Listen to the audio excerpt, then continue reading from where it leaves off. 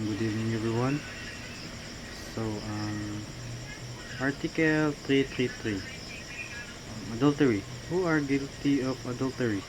Adultery is committed by any married woman who shall have sexual intercourse with a man not her husband, and by the man who has carnal knowledge of her, knowing her to be married, even if the marriage be subsequently declared void.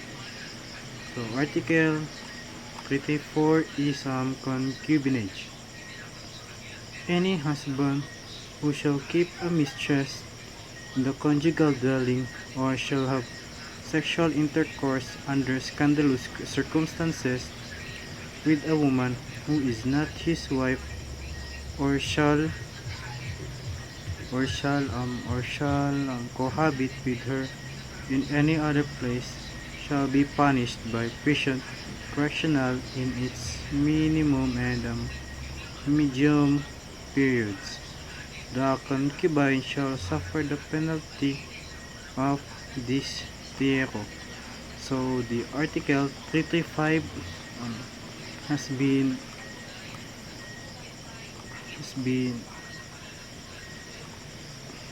Article 335 has been repealed by RA 8353 or the Anti-Rape Law of 1997. So the next article is Article 336. Acts of lasciviousness.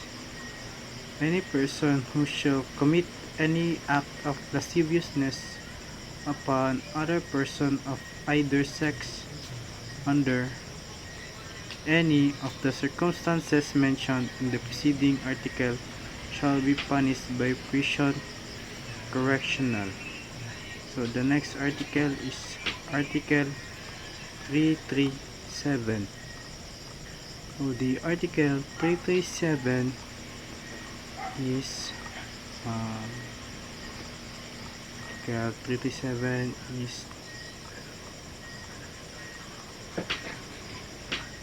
Article 337 is qualified seduction. The seduction of a virgin over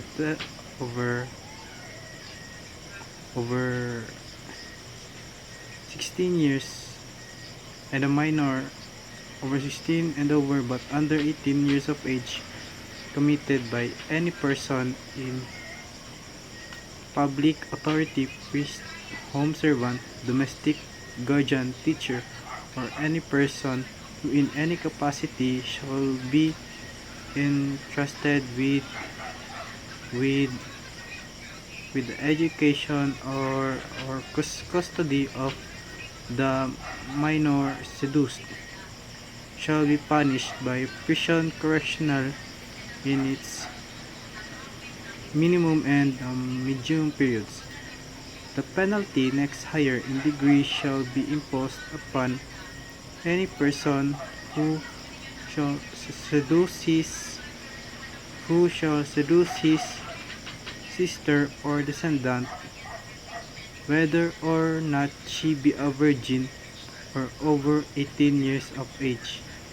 Under the provisions of this chapter, seduction is committed when the offender has carnal knowledge of any of the persons and under the circumstances described herein. So the next article is the simple seduction. So to differentiate the qualified seduction and simple seduction, simple seduction, the seduction of a minor 16 and over but under 18 years of age committed by means of deceit shall be punished by arresto mayor. So the next article is Article 39.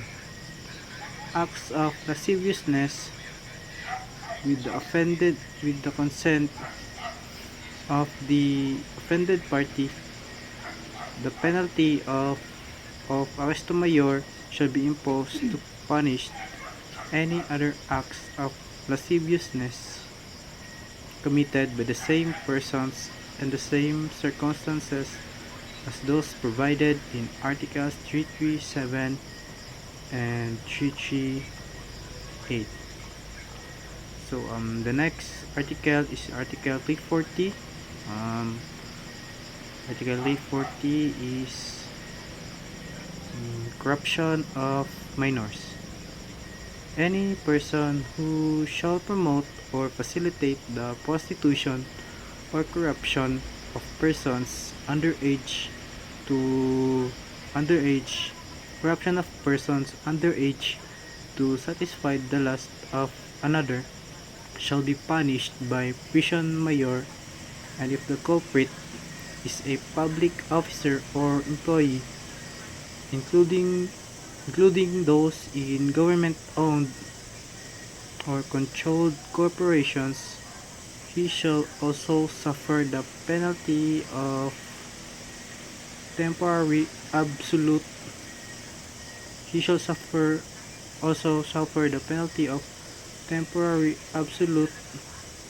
disqualifications. So the next article is the 351, white slave trade. The penalty of prison mayor in its medium and maximum period shall be imposed upon any person who in any manner or under any pretext shall engage in the business or shall profit by prostitution or shall enlist the services of any other for the purpose of prostitution. So the next is Article 342, forcible abduction. The abduction of any woman against her will and with lewd designs shall be punished by reclusion temporal. So the next is Article 343, consented abduction. The abduction of a virgin over 12 years and under 18 years of age carried out with her consent and with lewd designs shall be punished by the penalty of prison correctional in its medium and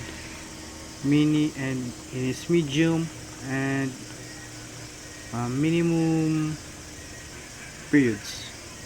So the next article is Article 344, prosecution of the crimes of adultery, concubinage, seduction, abduction, rape, and acts of lasciviousness.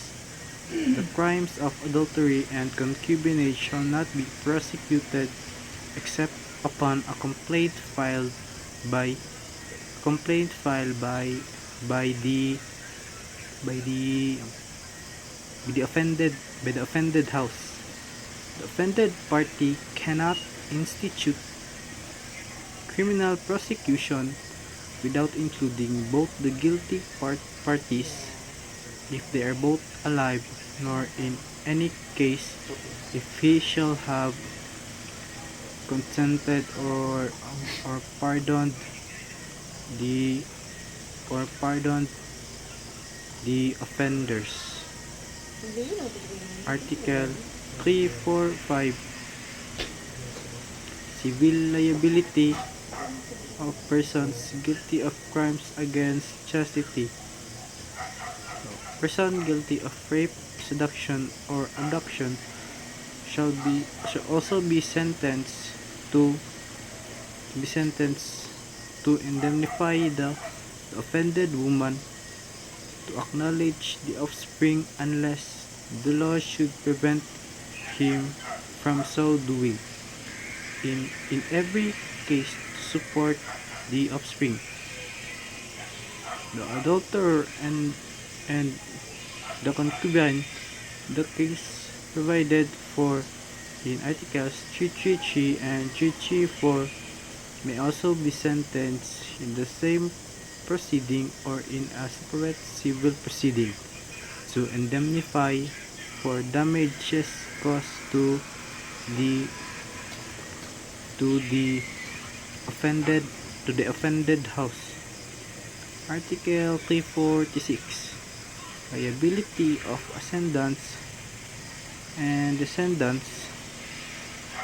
Liability of ascendants, guardians, and teachers or other persons entrusted with the custody of the offended party. The ascendants, guardians, curators, teachers, and any person who by abuse of authority or confidential relationships shall cooperate as accomplices in the perpetration of the crimes embraced in chapters 2nd, 3rd, and 4th. 4th and 3rd and 4th of this title shall be punished as principals. So, guess that's the end of the crimes against crimes against crimes against chastity. So let's move on to the title 12, which is crimes against civil status of a person. So the first article of the title 12 is the article 347. Simulation of births, substitution of one child for another, and concealment or abandonment of a legitimate child. The simulation of births and the simulation of births and the substitution of one child for another shall be punished by prison mayor and a fine of not exceeding 200,000 pesos. The same penalty shall be imposed upon any person who shall conceal or abandon any legitimate child with intent to cause such child to lose its civil status.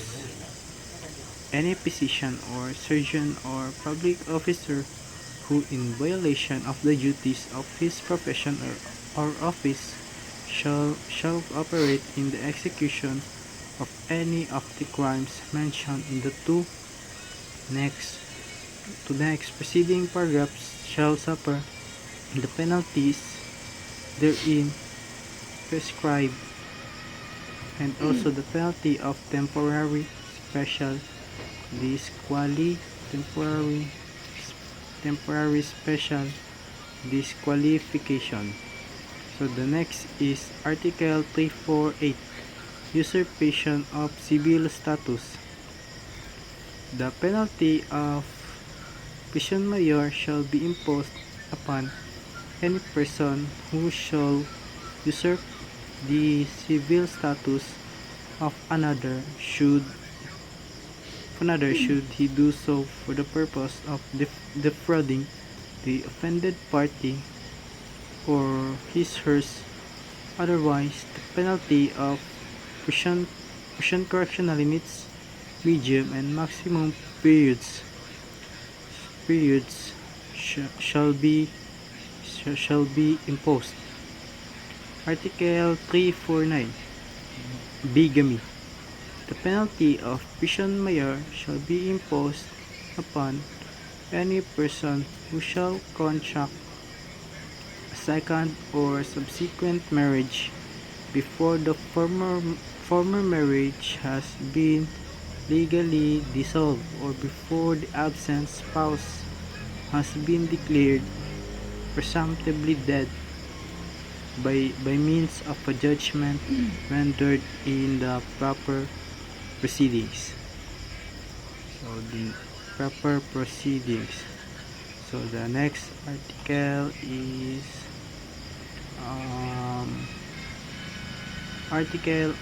article 350.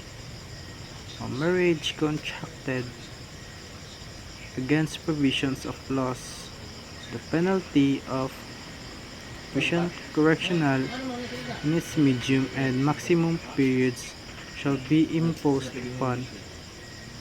any upon any per, upon upon any person who, without being included in the provisions of the next preceding article, shall have not been complied with, or that the marriage is in this regard of a legal impediment.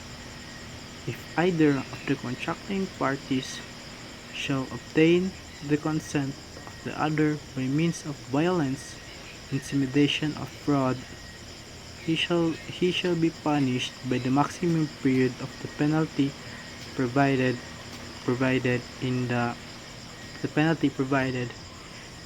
next preceding paragraph. So 351 has been turned into RA number 11655, or decriminalized the act of premature marriage. So Article 352. Article 352 talks performance of illegal marriage ceremony. Priests or ministers of any religious denomination or of sect or civil authorities who shall perform or authorize any legal marriage ceremony shall be punished in accordance with the provisions of the marriage law. So that's the end of Title 12, or the crimes against the civil status of persons.